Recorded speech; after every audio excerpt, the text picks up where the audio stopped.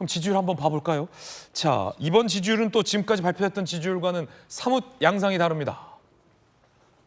MBS 여론조사 결과인데 보세요. 홍준표 후보가 12예요.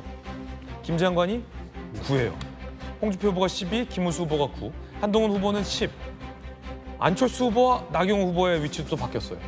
안철수 후보가 8, 나경원 후보가 3. 한동훈 후보는 저렇게 1, 2위 상위권에 늘 포진이 돼 있고 1위 자리를 두고 물론 오차범위 내겠지만 홍준표 후보와 김문수 후보의 좀 양상이 좀 바뀌었다고나 할까요? 그리고 마지막 자리를 두고 나경원 의원과 안철수 후보의 이 지지세도 조금은 이 조사는 다릅니다. 자, 요걸 국민의힘 지지층으로 좁혀보면 이렇게 됩니다.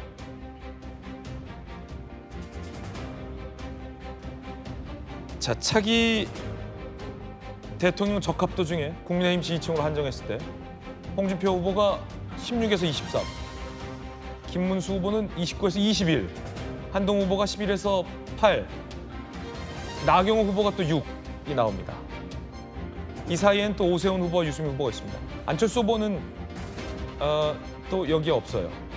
그러니까 이 양상이 또 다르다. 흥미로운 이 대결 구도가 여러 이 스토리라인이 이 안에 포함이 되어 있는데 일단 대선 준비위원회 위원이신 네. 김희정 네. 전 장관님, 김희정 의원님. 네. 흥미로운 포인트는 선두그룹에서 홍 후보의 약진과 김 후보의 주춤. 일단 요 스토리라인. 네. 이거 어떻게 봐야 됩니까? 일단은 골라보는 재미가 있지 않나라는 말씀부터 드리고요.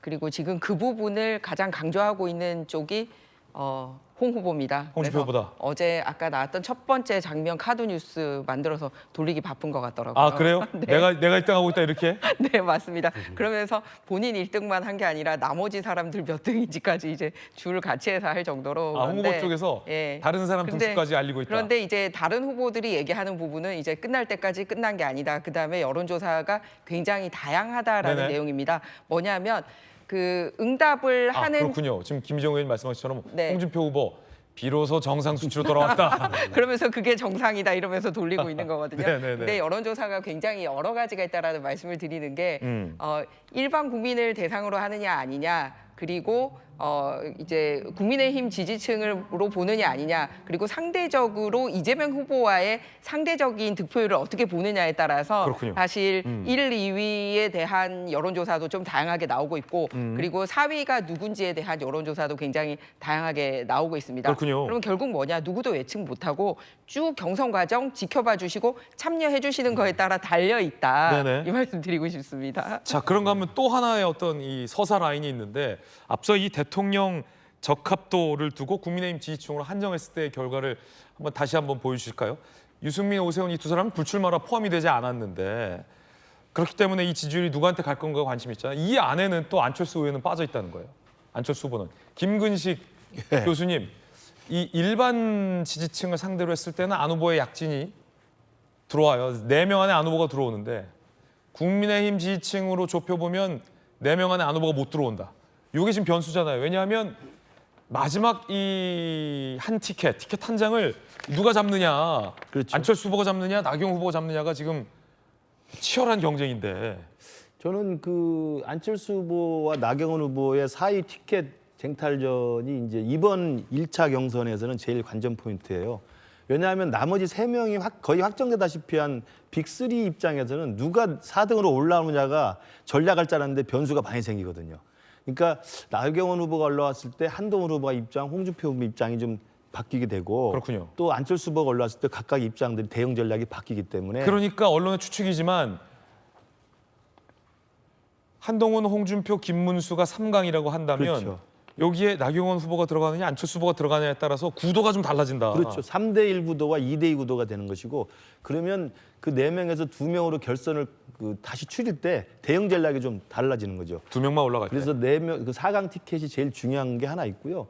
아까 말씀 그 자료화면에 나온 것처럼 네네. 국민의힘 지지층을 대상으로 했을 때 한동훈 후보가 좀 치고 올라가는 지금 일단 수치가 하나 나와 있잖아요. 그건 뭐냐면 말씀하신 것처럼 유승민 후보하고 오세훈 후보가 이제 불출마나 경선 불참으로 이야기가 됐기 때문에 일단 후보에서는 일단 그 문항이 없습니다. 네네. 그러다 보니까 그 표가 그래도 상당 부분은 한동훈 후보에게 옮겨간 듯한 흔적이 좀 뚜렷해 보이고 그다음에 이제 일부 여론조사에서 김문수 후보가 내려가고 홍준표 후보가 올라가는 것은 네네. 한덕수 차출론 효과입니다. 어. 그 바깥에 또 한덕수라고 하는 또 큰 그 후보 대안이 한 명 있기 때문에 그렇군요. 한덕수 후보는 사실은 또 김문수 후보의 지지층과 좀 겹치는 측면이 많이 있어요. 그러다 보니까 김민수 후보를 지지했던 사람은 이건 나중에 또 한덕수 후보 쪽에 지지를 하면 되니까 지금 상황에서 조금 더 센 사람을 한번 해보자.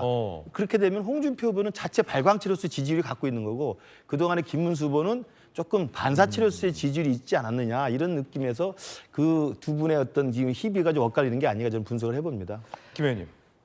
제가 사실 당원들하고 좀 토론을 해봤습니다. 네네. 요즘은 줌으로도 부산이랑만 네. 연결을 하고 하는데 예전에는 이제 사실 그 당협위원장이라고 해야 되나 국회의원들이 누구를 지지한다 이러면은 당원들이 그냥 쫙 뭐 이런 분위기였는데 네네네. 지금은 거꾸로 당원들의 분위기가 어떤지를 보면서 민심이 이렇구나 당심이 이렇구나라고 이렇게 듣게 되는 거거든요. 바람직하군요. 근데 제가 얘기하고 싶은 거는 현재 여론조사가 굉장히 움직이고 있다라는 걸 느꼈습니다. 유동적이다. 예, 과거에 사실 굉장히 핫했던 우리 당의 대권 경선이 전 이명박 대통령 그리고 예. 전 박근혜 대통령 나올 때 소위 친이 친박 구도로 얘기하면은 거기는 거의 움직이질 않았어요. 예, 한번 그 팀으로 정했으면 뭐 쭉 그렇게 가고 어떤 지역이 그 결정을 하면 그냥 그 지역구는 그냥 쫙 가는 분위기였거든요. 그런데 지금은 사실 탄핵에 대해서 찬성을 했거나 탄핵에 대해서 반대를 했으면 찍을 수 있는 후보는 정해져 있는 것처럼 보이잖아요. 그런데 그렇지 않더라는 그렇지 겁니다. 않다? 아. 네. 그래서 물론 그 수가 굉장히 많긴 하지만 그게 싱크로율이 완전히 똑같지는 않더라라는 찬탄 반탄은 더 얘기입니다. 이상 중요하지 않다.